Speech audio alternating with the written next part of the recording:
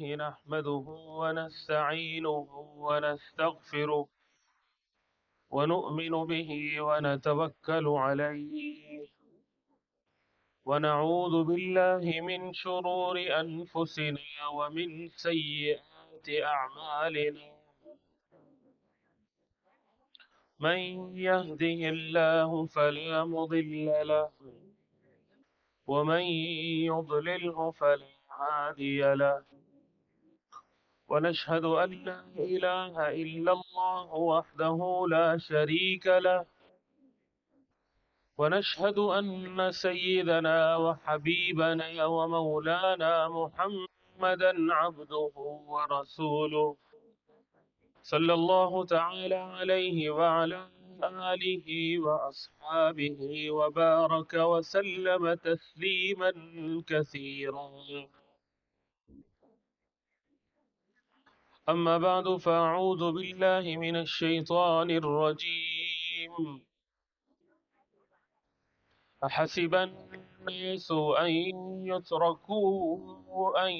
يقولوا آمنا وهم لا يفتنون. صدق الله العظيم.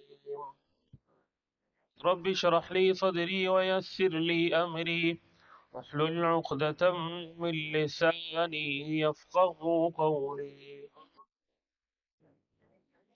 يا رب صل وسلم دائما أبدا على حبيبك خير الخلق كلهم،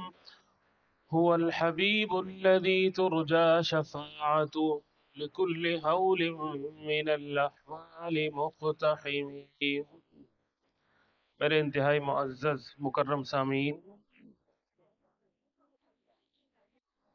یہ شوال المکرم کا مہینہ ہے، رمضان المبارک کے بعد اسلامی مہینہ شوال کا مہینہ ہے، اور شوال المکرم تاریخی لحاظ سے اس مہینے کے اندر جناب رسول اللہ صلی اللہ علیہ وسلم کے دور میں بہت سارے واقعات ہیں، اور جناب رسول اللہ صلی اللہ علیہ وسلم اور صحابہ اکرام کے بہت سارے اعمال بھی ہیں، اور پھر ان اعمال کے بعد صحابہ اکرام اور صحابہ اکرام کے بعد کے ادوار کے نیک صلحاء جتنے لوگ گزرے ہیں، انہوں نے خصوصاً رمضان مبارک کے بعد کے اعمال کے متعلق اپنے تجربات اور مشاہدات کا بھی ذکر فرمایا ہے۔ قرآن کریم کی آیت جو میں نے پیش کی ہے، اس میں اللہ تبارک و تعالی فرماتے ہیں، حسب الناس، لوگوں نے یہ گمان کر رکھا ہے، ان یترکوا، کہ انہیں چھوڑ دیا جائے گا۔ کس وجہ سے چھوڑ دیا جائے؟ ان یقولوا آمنا، کہ وہ یہ کہیں ہم ایمان لے آئے، وہم لا یفتنون، اور ان کو پھر فتنے میں مبتلا نہ کیا جائے۔ یہ اس دور کے مسلمانوں اور مشرکین، خصوصاً ایمان والوں کو خطاب کر کے فرمایا۔ رمضان مبارک میں اگر کسی کو اللہ تبارک و تعالی نے یہ توفیق دی کہ اس نے روزے رکھے، اس نے نیک اعمال کیے، اور پھر رمضان مبارک کے بعد بھی اللہ تبارک و تعالی اس کو توفیق دیتا ہے کہ وہ نیک اعمال کرتا ہے، وہ نیک اعمال کے ساتھ جڑا ہوا ہے، لیکن پھر ہوتا یہ ہے کہ انسان اپنے وہم اور گمان کے مطابق ترقی کے معیار کو جو ہے اس نے کچھ اور بنایا ہوا ہے، کہ میں تو رب کی اتنی عبادت کرتا ہوں، اس کے باوجود بھی مجھے یہ کامیابی نہیں مل رہی، میں تو اللہ تبارک و تعالیٰ کی اتنی عبادت کرتا ہوں، میں مانگتا ہوں اللہ تبارک و تعالیٰ سے، اس کے باوجود بھی جو ہے وہ مجھے یہ کامیابی نہیں مل رہی۔ تو ان سوالوں کا جواب جو ہے وہ رسول اللہ صلی اللہ علیہ وسلم نے بھی دیا ہے، اور قرآن کریم کی اس آیت کے اندر بھی ہے۔ وَلَقَدْ فَتَنَّا الَّذِينَ مِن قَبْلِهِمْ، اللہ تبارک و تعالی فرماتے ہیں کہ میں نے اس سے پہلے بھی لوگوں کو آزمایا۔ فَلَيَعْلَمَنَّ اللَّهُ الَّذِينَ صَدَقُوا، اور پھر آزمانے کے بعد اللہ تبارک و تعالی فرماتے ہیں کہ ہم نے جان لیا کون لوگ سچے تھے، وَلَيَعْلَمَنَّ الْكَاذِبِينَ، اور کون لوگ جھوٹے تھے۔ ایمان لانے کے بعد اللہ تبارک و تعالی نے فرمایا کہ ہم اس کے بعد بھی آزماتے ہیں، اور یہ آزمائشیں کس طرح سے ہوتی ہیں؟ یہ آزمائشیں جو ہے وہ اس طرح سے ہوتی ہیں کہ کسی کو، بلکہ علماء اکرام نے لکھا ہے کہ انسان کی جو حالتیں ہیں وہ مختلف قسم کی ہے، اور ہر شخص جو ہے وہ ان حالتوں کے اندر مبتلا ہے۔ کسی کو اللہ تبارک و تعالی نے فرحت اور خوشی میں رکھا ہوا ہے، خوشی کے اندر رکھا ہوا ہے، کسی کو غم کے اندر رکھا ہوا ہے۔ فرحت و خوشی کس طرح سے ملی کہ اس نے امتحان میں کامیابی حاصل کر لی، اس کو جو ہے اللہ تبارک و تعالی نے اولاد دے دی، اس کو اللہ تبارک و تعالی نے نوکری نہیں تھی نوکری دے دی، کاروبار دے دیا۔ یہ فرحت و خوشی کے حالات ہیں، اور غم و حزن کے حالات یہ ہے کہ کسی کا پیارا اس دنیا سے رخصت ہو گیا، اور کسی کو اللہ تبارک و تعالی نے اس کا مال کم کر دیا، کسی کو اللہ تبارک و تعالی نے کسی مصیبت اور تکلیف کے اندر مبتلا کر دیا۔ یہ مختلف حالتیں اور کیفیتیں ہیں، اور ہر شخص جو ہے وہ اس کے اندر مبتلا ہے۔ اس کے ساتھ فرمایا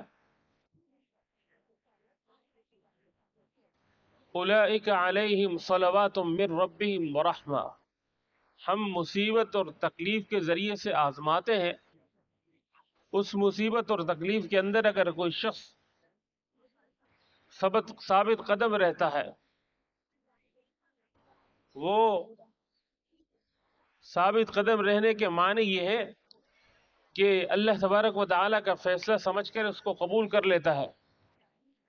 تو اس کے متعلق پھر فرمایا کہ اولئک علیہم صلوات من ربہم ورحمہ، کہ ان لوگوں کے لیے اللہ تبارک و تعالیٰ کی طرف سے صلوات، اللہ تبارک و تعالیٰ کی طرف سے رحمت اور دعائیں ہیں ان کے لیے۔ وَأُولَئِكَ هُمُ الْمُفْلِحُونَ، اور یہ لوگ جو ہیں وہ کامیاب ہیں۔ رمضان المبارک کا مہینہ گزرا، اللہ تبارک و تعالیٰ نے اگر توفیق دی ہے، اللہ تبارک و تعالیٰ نے یہ توفیق دی کہ ہم نے روزے رکھے، ہم نے قرآن سے تعلق جوڑا، ہم نے نماز تراویح ادا کی، ہم نے نیک اعمال کیے، اور پھر اس کے بعد جو ہے یہ رمضان المبارک کے بعد کا مہینہ شوال کا مہینہ ہے۔ امام ابن تیمیہ فرماتے ہیں کہ رمضان المبارک کی جو نیک اعمال ہیں، وہ نیک اعمال اگر رمضان المبارک کے بعد بھی جاری و ساری ہے تو اس کے معنی یہ ہوئے کہ اس کے رمضان المبارک کے تمام اعمال جو ہے وہ قبول ہیں، اور اگر رمضان المبارک کے بعد جو ہے وہ اس کے نیک اعمال جاری و ساری نہیں ہے تو اس کے معنی یہ ہوئے کہ اس کے رمضان المبارک کے اعمال جو ہے وہ قبول نہیں ہیں۔ اب بات یہ ہے کہ ہمیں اپنے گریبانوں میں جھانکنے کی ضرورت ہے، اور اس بات کو ہم خوب اچھی طرح سے سمجھ لیں کہ اللہ تبارک و تعالیٰ کے یہاں جو ہے اعمالوں میں سے کون سے اعمال پسند ہیں۔ انسان عمل کرتا ہے، نیکی کا عمل کرتا ہے، اور اعمال کی بھی پھر دو قسم ہے، ایک وہ اعمال ہے، وہ عمل ہے جس کو اللہ تبارک و تعالیٰ نے ہم پر فرض کیا ہوا ہے، جس کو اللہ تبارک و تعالیٰ نے ہم پر لازم کیا ہوا ہے، اس کو مکمل طور پر ادا کرنا یہ ہم سب کی ذمہ داری ہے۔ اگر ان اعمالوں کو ہم نہیں ادا کرتے اگر ان اعمال کے اندر ہم غفلت کرتے ہیں تو اس غفلت اور نہ ادا کرنے پر آخرت میں جو ہے وہ پوچھ ہوگی، پکڑ ہوگی۔ دوسری قسم کی وہ اعمال جس کو نفل عبادات کہا جاتا ہے۔ نفل عبادات میں پھر انسان کا ایک جانی قسم کی عبادت ہے جو جان سے ادا کی جاتی ہے۔ جان سے ادا کرنے کا مقصد یہ ہے کہ وہ نفل نماز ادا کرتا ہے، وہ اپنی زبان سے قرآن کریم کی تلاوت کرتا ہے، اور وہ روزے رکھتا ہے، اس کے اوپر فرض نہیں ہے لیکن یہ اس کے باوجود بھی کرتا ہے۔ یا پھر یہ کہ مالی یہ ہے کہ وہ اللہ تبارک و تعالیٰ کی راہ میں مال خرچ کرتا ہے۔ تو یہ دونوں اعمال میں سے پہلے قسم کے عمل کی جو ہے وہ ہر صورت میں جو ہے وہ کسی صورت معافی نہیں ہے، آخرت میں اس کی پوچھ ہوگی۔ اور دوسرے اعمال کے متعلق حدیث شریف میں آتا ہے کہ احب الاعمال الی اللہ ما دام وان قل۔ اللہ تبارک و تعالیٰ کو جو اعمال میں سے عمل کرنے میں سے محبوب عمل ہے وہ کون سے عمل ہے؟ ما دام، جس کو مداومت سے کیا جائے، جس کو کنٹینیو جاری رکھا جائے، وَإِن قَلَّ، اگرچہ اس کی مقدار جو ہے وہ کم ہے، مقدار میں کم ہے لیکن مسلسل اس کو کرتا ہے، یہ اللہ تبارک و تعالیٰ کو پسند ہے۔ وہ روزانہ قرآن کریم کی تلاوت کرتا ہے۔ ایک شخص ایسا ہے جو قرآن کریم کی تلاوت کرتا ہے لیکن وہ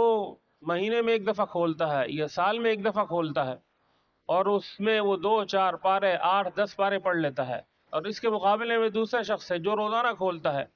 چاہے وہ ایک صفحے کی تلاوت کرتا ہو یا ایک پارے کی تلاوت کرتا ہو، تو جو شخص ایک دفعہ میں 10 پارے پڑھتا ہے اس کے مقابلے میں جو روزانہ ایک پارہ پڑھتا ہے، اللہ تبارک و تعالیٰ کو یہ پسند ہے۔ اور اسی طرح سے اگر کوئی شخص بدنی عبادت کرتا ہے، مالی عبادت کرتا ہے، ایک شخص جو ہے وہ روزانہ جو ہے وہ کچھ اللہ تبارک و تعالیٰ کی راہ میں خرچ کرتا ہے،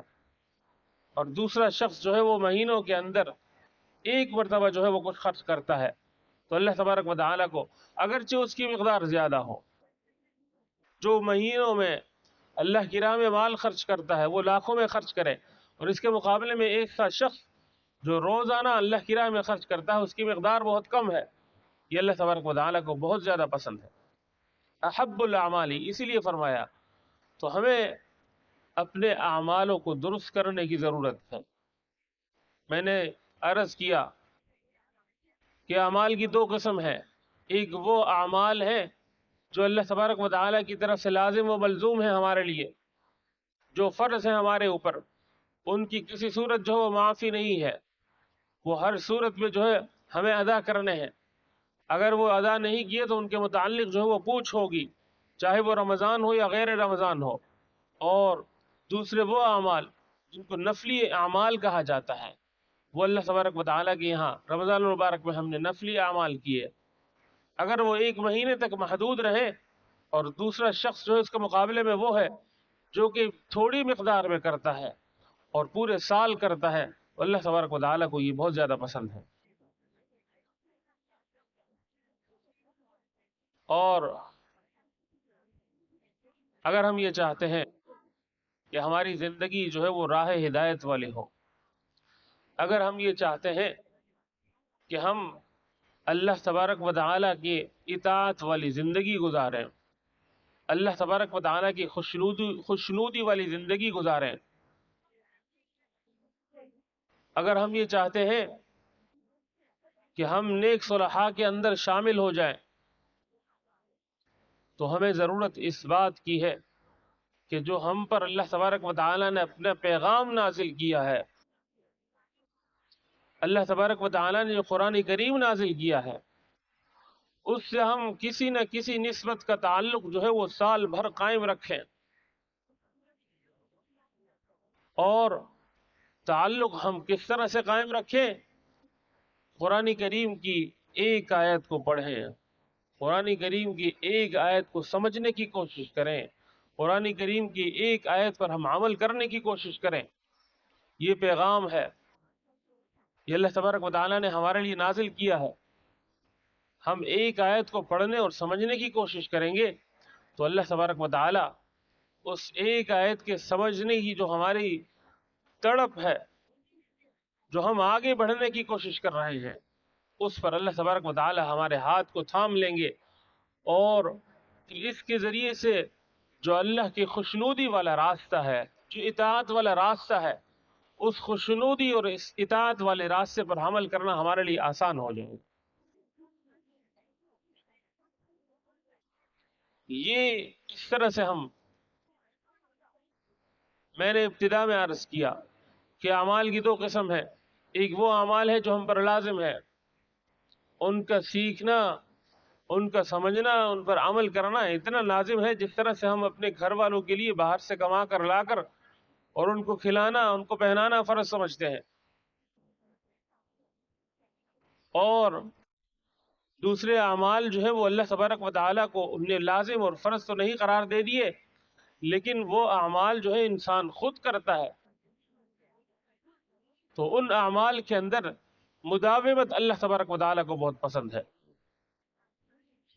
اور اگر اللہ تبارک و تعالیٰ نے یہ توفیق دی تھی کہ رمضان مبارک میں عبادتیں کی ہے، اس کے باوجود بھی اگر مشکلات ختم نہیں ہو رہی تو انسان کو یہ ضروری نہیں کہ وہ اللہ تبارک و تعالیٰ سے گلے شکوے کرنے لگ جائے کہ میں نے تو اتنی عبادتیں کی، میں نے تو اتنی دعائیں مانگی۔ اس کے متعلق اللہ تبارک و تعالیٰ نے فرمایا کہ حسب الناس ان یترکوا، لوگ یہ سمجھتے ہیں کہ ہم ان کو چھوڑ دیں گے، وہ یہ کہتے ہیں کہ آمنا، ہم ایمان لے کر آئے۔ وَلَقَدْ فَتَنَّ الَّذِينَ مِن قَبْلِهِمْ، حضرت عمر رضی اللہ تعالیٰ عنہ فرماتے ہیں کہ ہم آزمائے گئے اور ہم شدائد کے اندر، مکارہ کے اندر آزمائے گئے، ہم پر سختیاں آئیں اور اس پر ہمیں اللہ تبارک و تعالیٰ نے صبر کی توفیق دی۔ اور اگر ہمیں اللہ تبارک و تعالیٰ نعمتوں کے اندر آزمائیں گے تو کہیں ایسا نہ ہو کہ ہم اس آزمائش کے اندر جو ہے وہ مبتلا ہو جائیں اور فتنوں میں پڑ جائیں۔ نعمتوں کے متعلق اللہ تبارک و تعالیٰ نے اگر فراوانی دی ہے، مال کے اندر، صحت کے اندر، اولاد کے اندر، نعمتوں کے اندر اللہ تبارک و تعالیٰ نے بہت زیادہ عطا کیا ہے، تو پھر ایسے شخص کے اندر غرور اور تکبر آ جاتا ہے، اور غرور اور تکبر جو ہے وہ اللہ تبارک و تعالیٰ کو ناپسند ہے۔ اسی بات کو حضرت عمر رضی اللہ تعالیٰ نے فرمایا کہ ہمیں تو آزمایا گیا اور شدائد، مشکلات کے اندر آزمایا گیا، ہم نے اس پر صبر کر لیا، ہم نے اس میں کامیابی حاصل کر لی۔ اگر ہمیں نعمتوں اور فراوانی کے اندر اگر ہمیں آزمایا جاتا، کہیں ایسا نہ ہو کہ اس کے بعد ہم آزمائے جائیں۔ جب فتوحات ہو گئی، اللہ تبارک و تعالیٰ نے اسلام کو غلبہ عطا کر دیا، تو اس کے بعد فرمایا، تو یہ ایسا نہ ہو کہ ہم پر جو اللہ تبارک و تعالیٰ نے فراوانیاں کی ہیں، ہم کو اللہ تبارک و تعالیٰ نے جو سہولتیں عطا کی ہیں، ان فراوانی اور سہولتوں کے اندر ہماری زندگیاں جو ہے ایسا نہ ہو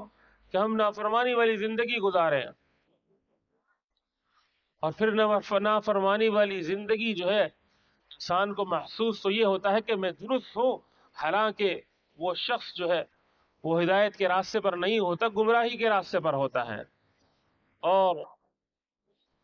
پیر ذوالفقار احمد نقشبندی بہت بڑے بزرگ ہیں، حیات ہیں، انہوں نے کہا کہ پھر اس کے ایک واقعے کے طور پر یہ واقعہ پیش کر کے بات ختم کرتا ہوں۔ واقعہ کے طور پر انہوں نے کہا کہ یہ بات پیش کرتا ہوں کہ ہمیں معلوم ہوا کہ فلاں افسر جو ہے وہ بہت بڑا ایماندار ہے،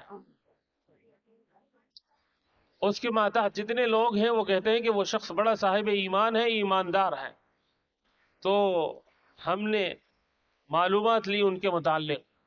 ہم نے کہا کہ ان کے دفتر کے اندر رشوت لی جاتی ہے؟ انہوں نے کہا جی ہاں، رشوت تو لی جاتی ہے، لیکن رشوت کو ایمانداری سے تقسیم کرتے ہیں۔ یہ شخص جو ہے اب اس کو راہ ہدایت سمجھتا ہے، یعنی نافرمانی کی زندگی کے اندر وہ شخص جو ہے اسے یہ معلوم ہی نہیں کہ یہ رشوت لینا جو ہے وہ حرام کام ہے، اللہ سے ناراضگی کا سبب ہے۔ جو شخص حرام کام کے اندر پڑتا ہے پھر وہ اپنے حرام کام کو بھی اسی طرح حلال سمجھتا ہے، اور وہ سمجھتا ہے کہ میں درست ہوں۔ دعا ہے کہ اللہ تبارک و تعالی ہمیں ہدایت والے راستے کو اپنانے کی توفیق نصیب فرمائے۔ وآخر دعوانا الحمدللہ رب العالمین۔